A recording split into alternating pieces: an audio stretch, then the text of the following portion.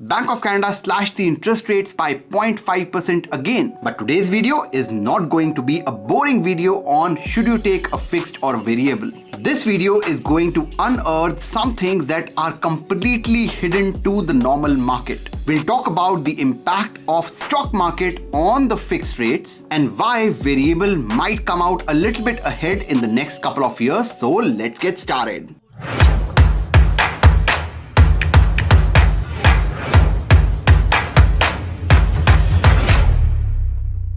If you are new to this channel, my name is Navjot and I want to retire 1 million immigrants with $5 million.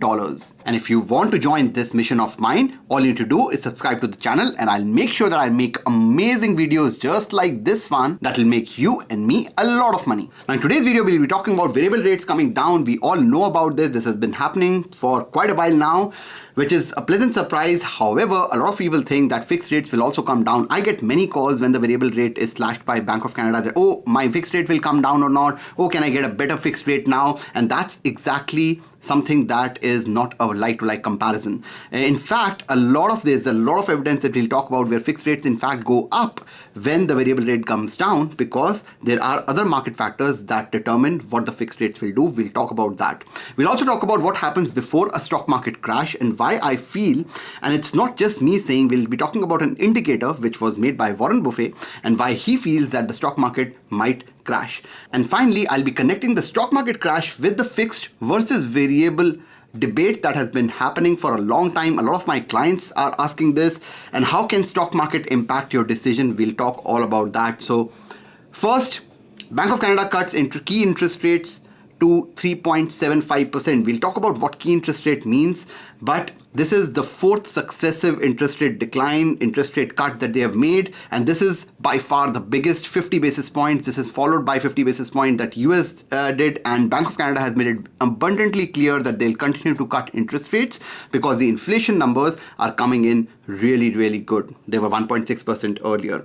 Now let's understand the difference between what the key interest rate, prime rate, variable rate. There's so many different rates. I did make this slide earlier in one of the presentations, but it was in the end of the presentation. You might have missed it. I'll still make it very clear. What is the key interest rate, which is the 3.75% that Bank of Canada is talking about? Then what is prime rate and what is variable rate? Because 3.75% is not the rate that you're getting today if you go for a variable rate. So the key interest rate is 3.75%. It's also called the benchmark rate, overnight rate, policy interest rate. It's all the same thing, but what it essentially is, it's the interest rate at which banks can borrow when they fall short of their required reserves. So if you are taking a mortgage, you are actually lending money. And if bank doesn't have that money, they actually borrow that from other banks or from Bank of Canada directly.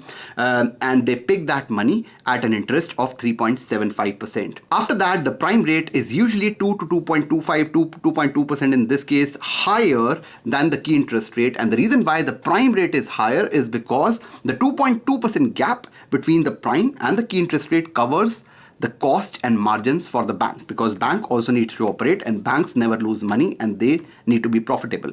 And this 2.2% margin of interest rate is where they make their margins. And then the variable rate that you and I get is prime minus 1%. It could be more, it could be high. It depends on how much down payment are you doing. But let's, for simplicity, take prime minus 1%. And this rate is basically the rate that you get. It's a 5-year variable rate at a discount of prime. So it's prime minus 1% to compete with other lenders. So essentially, the 2.2% margin that they have, they compress that margin by 1% and only make a 1.2% margin, which is also a lot after their expenses because they are very profitable. The banks are very profitable. But that's the difference between a key interest rate that you see when Bank of Canada slashes interest rates, how the prime is calculated, and then how the variable is discounted. And this variable rate is the rate that you get. Now, this variable rate is at the time of shooting this video. If you're watching this video a couple of months after this was shot, these numbers will be very different. Now comes a very pretty but complicated looking chart. I'll just talk about what I'm trying to prove here. Now, why is the variable rate actually coming down and what's the correlation between inflation and variable rate? You'll see, let's look at the green line first. So green line is the inflation line. So you see that it's most of the times the Bank of Canada wants to keep the inflation line below 2%, and you will see that most of those years it's around that 2%. Let's not talk about, this is COVID, basically March of 2020, where the inflation actually just slashed because no one was buying anything. They could not, and there were supply challenges, and we all know what happened then. But let's just talk about 2019, and you'll see that it's hovering around the 2% mark, and whenever it goes past the 2%, what Bank of Canada does is they increase their policy rate. So here you'll see in June of 2017, when the inflation started going up and it crossed the 2% mark, already Bank of Canada started increasing the policy rate. So whenever inflation goes up, Bank of Canada just steps in and increases the policy rate, increases the variable rate, so that the borrowing becomes more expensive and people start to borrow less, and therefore the disposable money in the economy is reduced, and hence the inflation comes down. Now there are many factors, and this is something that I've explained in many videos, why they want to keep the inflation at a lower level. A lot depends on inflation being at 2%. Otherwise, everything will be way too expensive and our retirement funds will be eroded by inflation if the inflation is too high. That's what happens in countries like Zimbabwe and some of the other developing nations, where the inflation is so high that all the money that people are earning just gets eroded with inflation. Anyways, coming back to the 2%, you saw again in 2021 when the inflation started to go up and it went as high as 8%. That's the reason why the interest rate started to go up, the policy rate started to go up. Similarly, variable rate, like I explained, is about 1.2, 1.3% higher than the policy rate. That started to go up, and we saw the highs of 6, 7% interest rate. There were certain people who got 6.2, 6.3% variable rates at the peak of the interest rates, and now it started to come down because the inflation has started to come down. So this chart actually shows the correlation between the CPI inflation and the variable and the policy rates. Now the reason why I'm showing this chart to you is because we are now below 2% in inflation and we are still very high. If you look at the 2015 to 2019 numbers, the average CPI was 1.7%, which is very close to where we are right now. The average policy rate during this time was 1%. We are still at 3.75%. So we are at 2.75% higher than the average policy rate when the inflation was what it is right now. And the average variable rate was around 2.2, 2.25%, and now, right now, it's close to 5%. And that's the reason why a lot of banks have been saying, and this is the forecast for the top banks, and they are all saying that by the end of 2025, we might see policy rates as low as 2.5%, which basically puts the variable rates between 3.5 to 3.75%.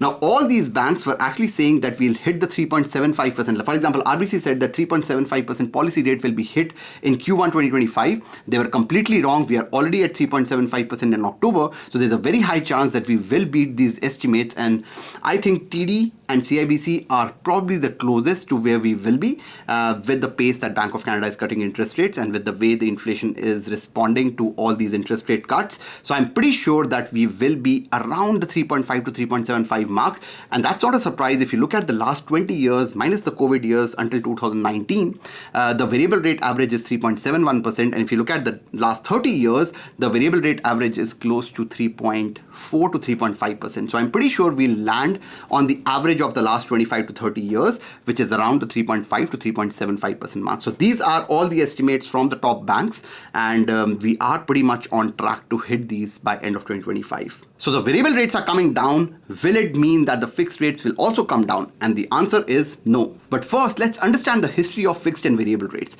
If you look at the line, the green line that you see here is the fixed rates, and the orange line that you see here are the variable rates. Now, right now, the variable rates is in fact higher, almost 1% higher than the fixed rates if you were to, make a choice there. But if you look at the last 50 years, 44 of these years, fixed rates have been higher than variable rates. And only 6 of these years and the last 2 years are part of that 6. Just imagine, if you remove the last 2 years, which is 2023 and 2024, there have been only 4 such instances in the past 50 years when the fixed rates have been lower than the variable rates. And if you look at the last 20 years pre-pandemic, the variable rate, the average variable rate has been about 3.71%, whereas the fixed rate are 5.94%. So yes, the variable rates right now are higher than fixed, but that's not normal. And when the market goes back to normal, there's a very high chance that Bank of Canada will start to cut interest rate or continue to cut interest rates. The variable rates will start to drop. Now, fixed rates do not have to follow the variable rates because fixed rates are determined by who the investors trust. Now, when I talk about investors, I'm not talking about you and me. I'm talking about institutional investors. I'm talking about people who are investing billions of dollars of RRSP money and, all the company funds, the pension plans, all those investors. Now, in general, there are two types of situations that can arise for the investors. The first one is where the investors are not very trusting of the equity markets, of the stock market. They just feel that there's too much variability, or the banks are failing, or there's a recession, and therefore they want to run to the safety of government bonds. They want to invest in government bonds, and the government actually gives them a steady return. It's guaranteed return. So therefore, in this situation, the investors are trusting the government over the equity markets. And the second situation is the reverse of this, where the investors are very trusting of the equity markets. They feel that we are at the bottom,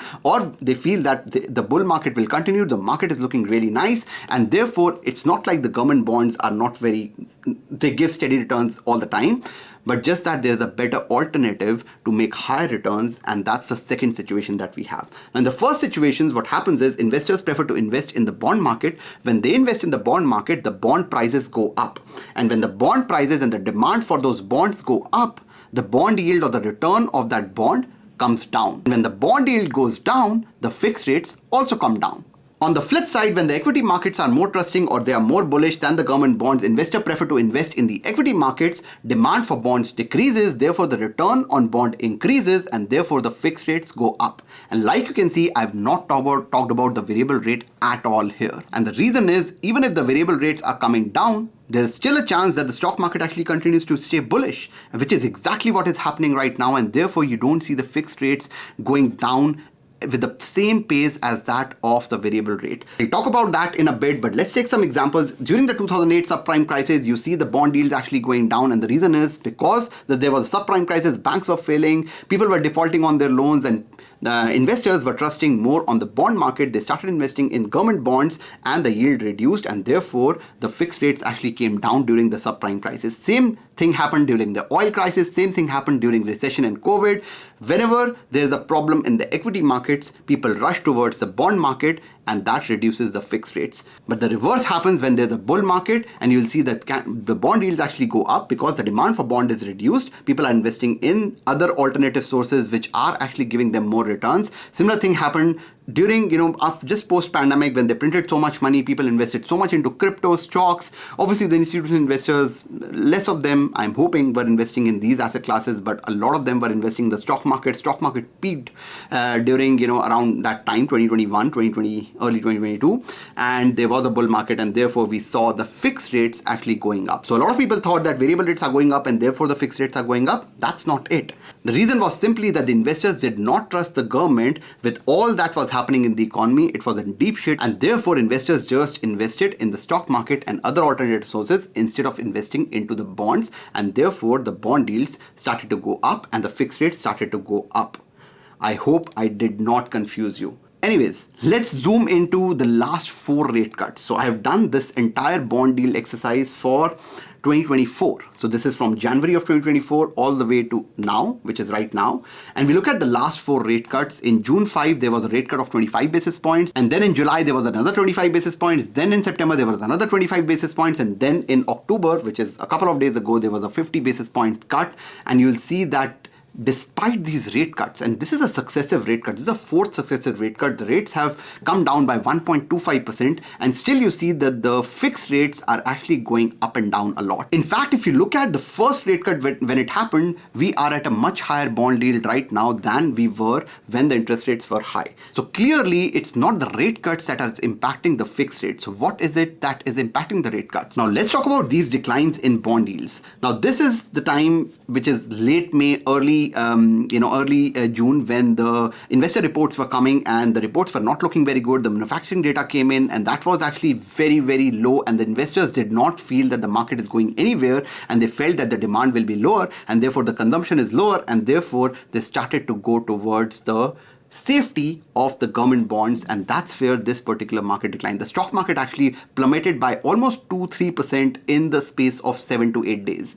Same thing happened in late July, and again it feels like the rate cut happened and therefore the fixed rates came down because the bond yield came down. That was not it. This particular massive decline came because the Japanese currency as well as the stock market declined by 11% overnight, and that led to a reduction in the stock market of about 4 to 7% in a space of a week. So it was not the rate cut that led to this decline in fixed rates. It was simply the stock market decline in Japan, which led to a ripple effect in US, and that led to again the investors going to the safety of the bond market, which increased the bond prices, reduced the yield of the bonds, and reduced the fixed rates. Again in early September, it again looked like, oh, the rate cuts have happened and therefore the fixed rate is going down. That was not it. The stock market again declined because the job market was showing signs of unemployment increasing. The US job market was not looking good, and therefore with those results coming in, the stock market declined, and that led to again the investors going to the safety of the bond market,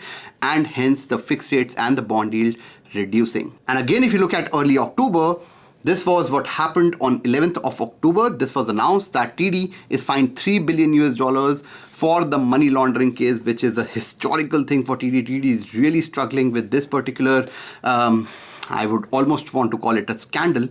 But yeah, this is exactly why the stock market declined. Again, there were a few earnings that didn't come, as per planned, and therefore the stock market declined again, which led to, without being any rate cut, there was no rate cut here, right? And still the stock market declined, and therefore the bond yields came down, and therefore the fixed rates have been a lot better lately. And reason is not the rate cuts. The reason is not Bank of Canada coming up with rate cuts. The reason is simply the stock market declining, the market sentiment going towards the bond market, and therefore the fixed rates coming down. Now that I have made abundantly clear that fixed rates do not have to follow the variable rates, in fact, on the contrary, it has nothing to do with the variable rates. Most of the times there's no direct correlation. Let's now talk about the stock market. The stock market, as you know, if you have been following or investing in the S&P 500, it's grown by almost 40% in the last 1 year. My personal portfolio is up about 38-39% in the last 1 year, which is bizarre. And this is not usual. The long-term return of the stock market is about 8 to 10%. Let's stretch it to 12%. 40% is just crazy. And the greatest investor of all time has been signaling caution, because the greatest investor of all time, in fact, at least in my books, is Warren Buffett. And Warren Buffett has sold his biggest stake, his biggest portfolio was Apple, and he sold half of that portfolio, almost 60% of the portfolio, and he's now sitting at a record amount of cash of almost $300 billion. He also sold $10 billion worth of Bank of America stock, and he is, Bank of America is probably his oldest holding, and that's something that he, really keeps close to his heart, but he feels that he had to offload that as well.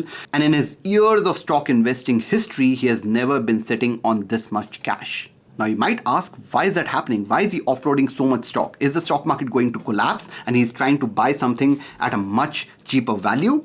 And that might be true, because as per the Buffett indicator, and believe me or not, there's a Buffett indicator, this is something that a lot of investors have been using for years to understand if the stock market is overvalued or not. And very simply put, it's a ratio of the total amount of stock dollars that you have, so the amount of money that's there in the stock market, divided by the GDP of the country. Now, if you look at US, the total amount of US stock market that you have in dollars divided by the GDP of US, and right now it's sitting at 200%, which is bizarre. The stock market is twice as big as the entire GDP of the country. Now, I will link this particular link. This actually explains it very beautifully. It's a very advertising heavy link, but I've never found a better link than this. But Warren Buffett and the Buffett indicator suggests that if the ratio is under 84%, then it's significantly undervalued. The fair value of the stock market is about 107 to 131%. So when the stock market is 1.2 to 1.3x the GDP, that's when it's fairly valued. But right now it's sitting at 200%, which is significantly overvalued. Now, if you look at the stock market in the last 30 years, from 1995 to today, there have been, the greens actually signify when the stock market grew year on year, and the red signifies when the stock market declined year on year. And you'll see that there were a lot more greens, but all these greens, the Warren Buffett or the Buffett indicator was pretty high. during this time. So Buffett indicator in 1999, before the the bubble that popped, it was about 135%. So it was 1.35 times the GDP. This was an anomaly, I would say, 2007, when the stock market actually was recovering from the downs of 2002, and it was just the subprime, loans that were there. It was mostly the housing crisis that happened, and that led to, it was not necessarily that the stock market was overvalued. It was just the housing crisis that led to this particular decline. But even here, the stock market was slightly overvalued. Same thing happened in 2017 before I won't say a crash or a correction, I would say, in 2018. And again, the Buffett indicator was about 146%. And in 2001, just before the 2022 crash of 18% in the stock market, some people called it a correction. I call it a crash. The Buffett indicator was over 200%, and again now we are very close to 200%. Now we don't know if there's a crash happening in the stock market in 2025 or 2026. However, if the Buffett indicator is any indicator which a lot of investors actually use, including Warren Buffett, and that's probably one of the reasons why Warren Buffett has been offloading a lot of his stocks, a lot of his valued stocks of Bank of America and Apple, which have been one of his biggest holdings in Berkshire Hathaway. I think the stock market is overvalued, and everything is pointing towards that. Why are we talking about the stock market when I started talking about the interest rates? The reason is exactly on this slide. What if the stock market actually crashes in 2025 or 2026? The investors will rush to the safety of bonds again, like I explained in the previous slide. So when the stock market will collapse, they'll again rush towards the government bonds, and the safety is amazing there. The bond prices will go up, the bond yields will go down, and that will lead to fixed rates actually coming down significantly. And if fixed rates drop, there's a very high chance that we'll see an extended period of time where the fixed rates will remain lower than the variable rates. Now the question is that if the stock market crashes, will it lead to a crash in the real estate market? There's in fact no direct correlation there as well. Yes, if the stock market crashes and people start to lose even more jobs and unemployment increases, and therefore people can't buy homes, and therefore people don't have jobs, and yes, then there will be a very high chance that the real estate like crash comes. However, it's not a like-to-like thing. If stock market crashes, it doesn't always mean that people will not be hiring, companies will not be hiring. It's just a loss on paper. In fact, with interest rates coming down, there's a very high chance that the real estate will actually stay afloat or in fact go up. With the changes in Canada, now all this is US. If you look at a US related video, it'll actually point towards real estate prices going down. However, we are sitting in Canada, and with all the mortgage changes that I've talked about in my previous videos, in the last 2 or 3 videos, all that will just stimulate more demand in the market. And whether we have a stock market crash or not, I think real estate will continue to stay afloat with everything that's happening in Canada with relates to policy decisions. Which brings me to my last point, where you actually have to decide whether to take a variable rate or a fixed rate if you are going for a property in the next, let's say, couple of months. Because things are changing very quickly. I can't say that in a couple of years, and it'll be better if you book a call and you work with the team, because we can actually make those swift changes for our clients if we are working together.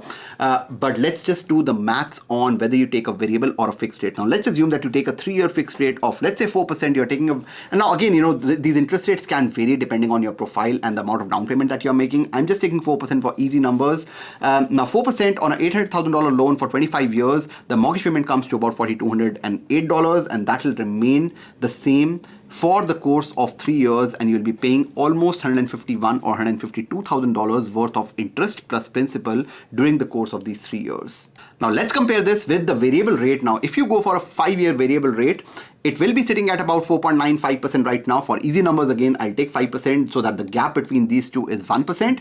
That 1% gap for an $800,000 mortgage for 25 years will be worth almost $440 or so, which is significant if you are overstretching on your budget. But this will go down as the interest rates start to go down. So let's take a few assumptions. Let's say it remains the same in November, at 5%, and then it reduces one more time by 0.25%. Now there is a chance, and people are saying that it can reduce by 0.5%. I'm just going to take conservative estimates, and I'm going to say that, we are probably going to see 4.75%, and then, your payments will actually go down. It again reduces by another 0.25%. The payment goes down again. By mid of next year, let's say it goes to about 4%, which a lot of banks are saying it will, and the payment goes down significantly. And at this point, you are actually at parity with the fixed rate that you had actually taken.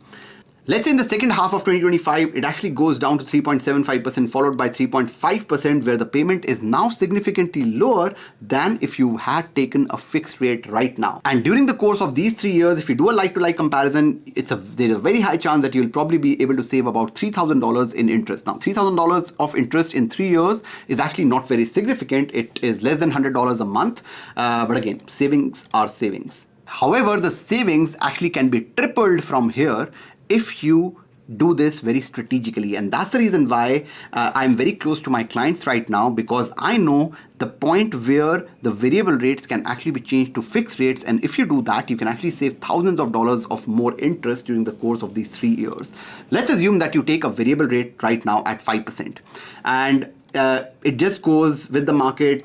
Let's say for 1 year you stay at variable and you have paid a little bit more interest than if you were on a fixed rate from the beginning. However, if the stock market crashes, let's say in 1 year, 1.5 years, the stock market starts to crash because it is overvalued right now, there is a chance that fixed rates will plummet. And we don't know from where, but it can plummet. And let's assume that the fixed rate actually comes to around 3%. If you change your variable rate to fixed rate, because you can do that if you are on a variable rate, your payments will actually go down from $4,100 in October or September to about $3,786. So the payments will actually drop by more than $300 on a $800,000 mortgage if you move from a variable to a fixed. And then if you keep that 3% rate, because once you change from variable to fixed, it will remain at 3% even if the fixed rate drops even lower, there is a chance that you'll be able to save not $3,000 but an entire $8,000 to $9,000 if these numbers or these assumptions actually play out and the stock market crashes. On the other hand, if the stock market does not collapse from here, which is I personally don't know whether the stock market will collapse or not, but I just feel that it is overvalued, and I just feel that we have 2 years of consecutive 30% plus returns, which is, I don't think it's sustainable. And history has shown us that whenever there is an increase in the stock market, there is a correction that happens. Now, it might not be a crash, but there could be a correction that happens. Now, if you look at these savings here, and let me just do these calculations so that you get an idea of what we are talking about. Sorry, this should be minus this, and $3,000 of savings across 3 years, and here you have $8,000 of saving, and monthly savings, if you look at this, are about $229, and monthly savings here are about $87. Now, honestly, I don't think the interest rate discussions are interesting. I know that people obsess about interest rates. I don't blame you.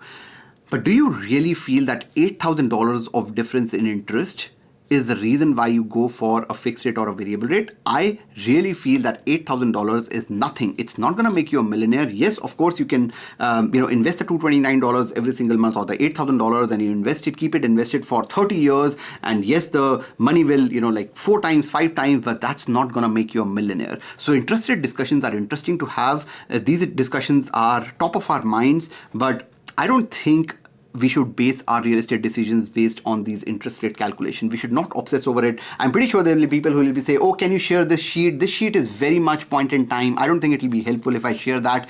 And the reason why I'm just showing this is that even if you do all the maths and the best case scenarios, you save $8,000 across 3 years. In fact, the worst part will be if the stock market actually does not collapse, or even if it does, I'm pretty sure that in the next 3 to 4 to 5 years, there's a very high chance that the real estate market will continue to grow. And if the real estate market continues to grow by about 4 to 5%, the same $800,000 house that you're buying today will be worth $900,000, $950,000. And in fact, not buying that home will cost just $150,000. If you are someone who is ready to buy, who has a stable job, who has a down payment right now, I'll highly recommend that you book a call from the description below so that we can understand the readiness that you have. And we are very honest in our, in our assessment. And if you feel that you're not ready for it, we'll actually tell you that. The stock market, the real estate market is actually not going anywhere. You don't have to invest in the real estate market. In fact, you can be retiring with $5 million even without buying your real estate. But it'll be nice to own your own home. It will be nice to make memories in there, and it will be nice if you want to retire in Canada to be living mortgage and rent free on retirement. And I think with all the changes that are coming, and yes, we can obsess about the interest rate. You'll see that $8,000 is the max that you can, or maybe $10,000 is the max that you will, save in the next 3 years by obsessing over variable versus fixed, 4% versus 3.5%. But the bigger decision is whether you will be buying a house in the next 1 year or not, because that can be a bigger game changer than choosing a fixed or a variable right now. That's all I have for today. मिलते हैं अगली video में, तब तक के लिए bye bye.